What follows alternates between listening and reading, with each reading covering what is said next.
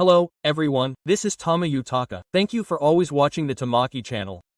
Now, due to Prime Minister Takeichi's remarks regarding Taiwan, Japan-China relations have become extremely tense. However, I would like to calmly explain what was wrong with those remarks in the first place, and the background to them, such as the existence-threatening situation and limited collective self-defense. Maki Channel. Prime Minister Takeichi's remarks in the Diet have caused a backlash from China, and now, despite discussions at the Director General level between the two countries, they have not been able to reach an agreement, and the friendly relationship between the two countries is gradually deteriorating.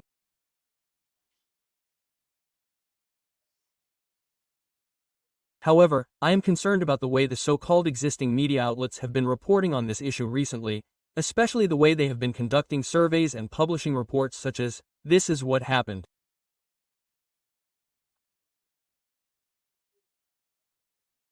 I feel a sense of crisis about this, and I would like to delve deeper into it today.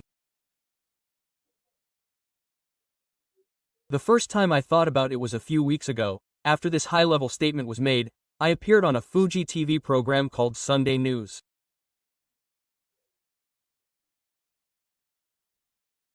At that time, they asked, "Do you think Taiwan is in a state of existential crisis?" and asked people to press the D button. I think 80% of people were right. Taiwan is in a state of existential crisis for Japan. About 80% of people answered yes, and I thought, what's wrong? Now, let me explain why.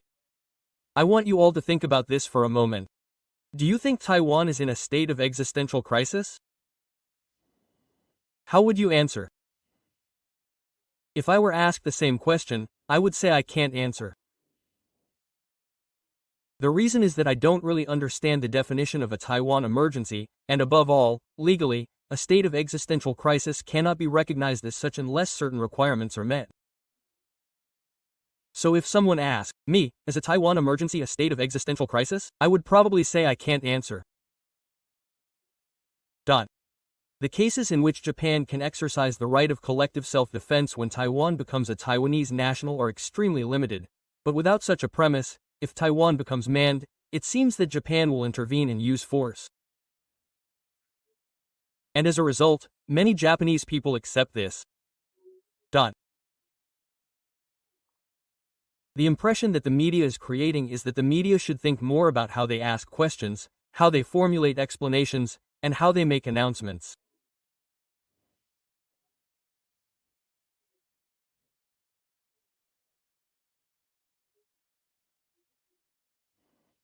Otherwise, the media may end up inciting division and conflict. So today, including the media, I would like to talk about whether Japan can use force in the event of Taiwan from the beginning.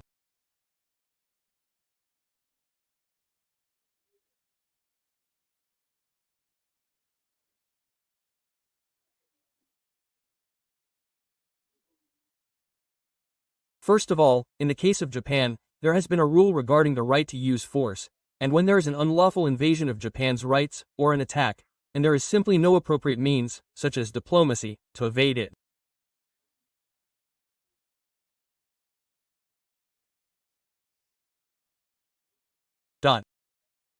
And even if they do it, it is a violation of the old compulsion to use the minimum necessary force, and, well, there is simply no means, and the minimum necessary right to use force has been considered the industrial right.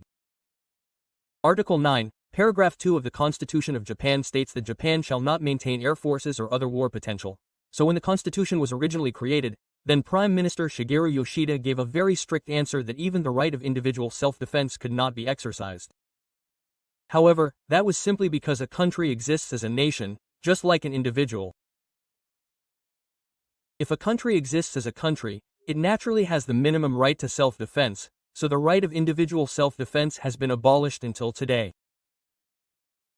And then, in 2014, the interpretation was expanded to include the so-called limited right of collective self-defense through a decision, and now, with the creation of the Security Act, this is the current trend.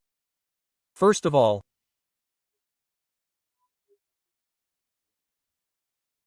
The new requirements were expanded to allow armed attack if a closely related country, in other words, the United States, were attacked, and certain requirements were met.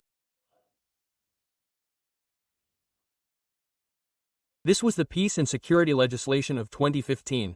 This is a major turning point in that it does not mean that the use of force can only be done if there is a direct and threatening violation against Japan, but rather that it is now possible to retaliate by attacking another country.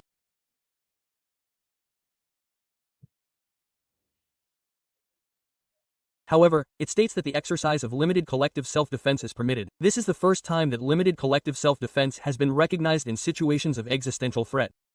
However, this does not mean that we can simply go ahead and use force if our ally, the United States, is attacked. Let me explain this first. The first requirement for the use of force is that it must be recognized as an existential threat. However, whether or not it constitutes an existential threat is a matter of debate. There are three major requirements for determining whether or not an armed attack occurs. The first is here. An armed attack occurs against a foreign country with close ties to our country.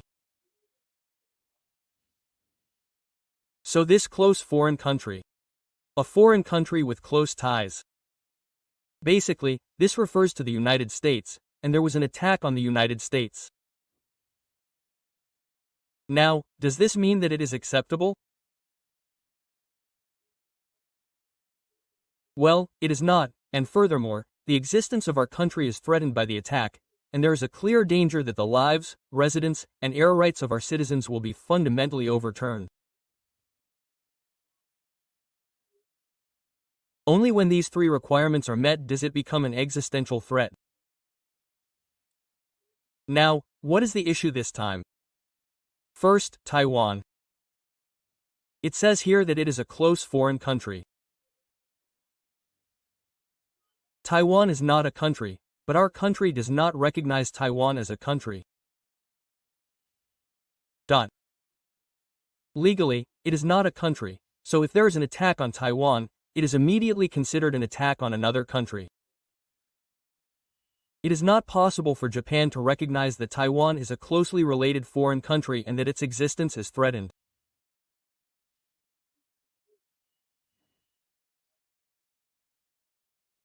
The only possible scenario is if Taiwan is attacked in some way and the United States intervenes to protect Taiwan, and if the United States or its bases are attacked in some way, and if the situation is left unchecked, Japan's existence will be threatened and the lives, homeland, and right to pursue happiness of its citizens will be fundamentally overturned.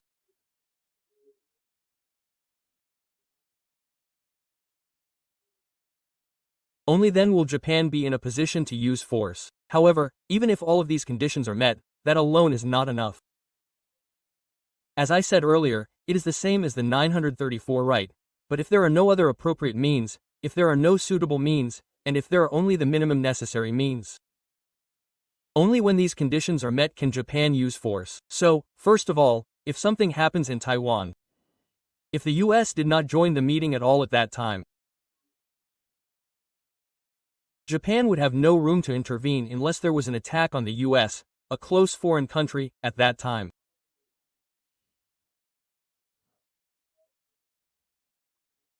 Therefore, if asked whether Taiwan's existence is in danger, I think it would be correct for both of you to answer yes, or that there is a possibility that it could be yes if you were to consider all of these conditions and meet them. However, if asked whether Taiwan's existence is in danger, it is usually impossible to answer. It should not be answered. This is the answer. I have written a few points below. First of all, Japan does not recognize Taiwan as a country. This is because of the Japan-China Treaty of Mutual Cooperation signed in 1972 by then Prime Minister Tanaka and Foreign Minister Ahira Masayo when diplomatic relations between Japan and China were normalized. The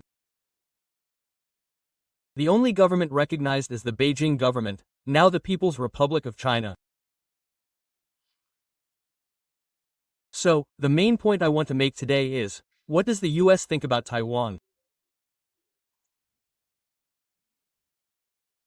To begin with, the US has adopted an ambiguous strategy when it comes to whether it will intervene if something happens in Taiwan.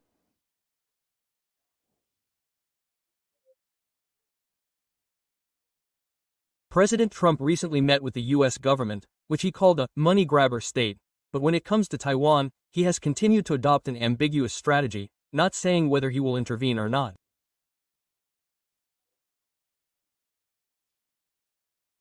As I mentioned briefly on this Tamaki channel, President Trump mentioned the so-called G2 concept in his speech.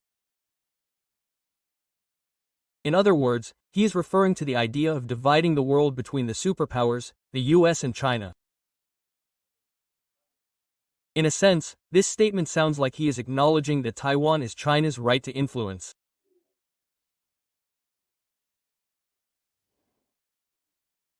So, the US-China summit was held recently, and there is a possibility that they will not touch on Taiwan and will not get involved.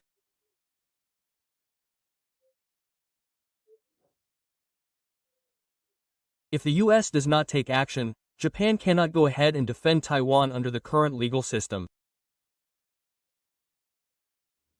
Therefore, if China is confident that the US will not take action based on its relationship with President Trump, it is not impossible that Japan will act aggressively, thinking, why is Japan the only one saying whatever it wants?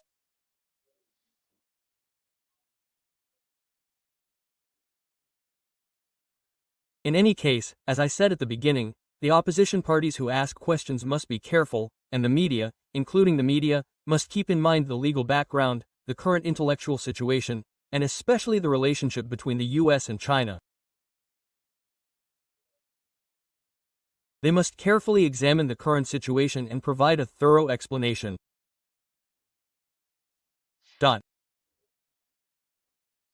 In any case, I would like you to understand that a Taiwan contingency does not legally equate with Japan using force or exercising the right of collective self-defense. Well, in any case, it is very unfortunate that the relationship between the two countries is becoming increasingly tense.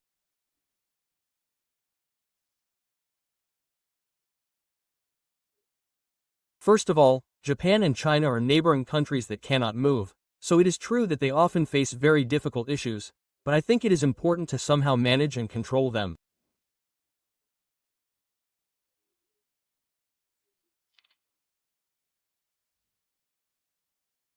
In that sense, even in these tense times, it is difficult, but in 2018, the then President of the United States, Mr. Kimio Yamaguchi, and other relevant parties worked hard to establish a new communication system with China, called the Maritime and Air Communication Mechanism. One of the measures was to create a hotline. In short, avoiding accidental military conflicts is in the interests of both sides, so in the event of an accident, it is important to establish a hotline so that the leaders of both countries can confirm the situation. Another measure was to create a route for direct communication between the militaries, such as in the case of infections or aircraft, which have recently occurred in close proximity. In addition, we need to create a regular route for diplomatic authorities to communicate properly. This mechanism was created in 2018 to avoid accidental conflicts, especially military conflicts. However, it has not functioned since then, so I think it is important for the leaders of both countries to firmly confirm that this maritime and air communication mechanism is still functioning.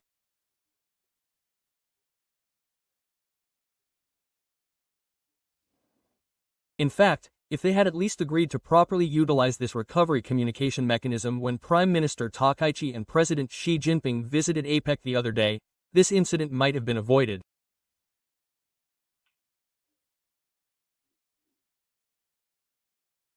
However, the level of financial pressure has increased a bit, and China has even announced that it will stop importing materials from Japan. Things are heating up a bit, but I think it is necessary for us to respond calmly. That's all for the Tamaki channel. I have explained about the remarks made by Prime Minister Takaichi regarding Taiwan and the Strait, and the conflict between the two countries that arose from them, based on legal grounds, etc. I would like to ask for your understanding and a calm response. Please subscribe to the Tamaki channel.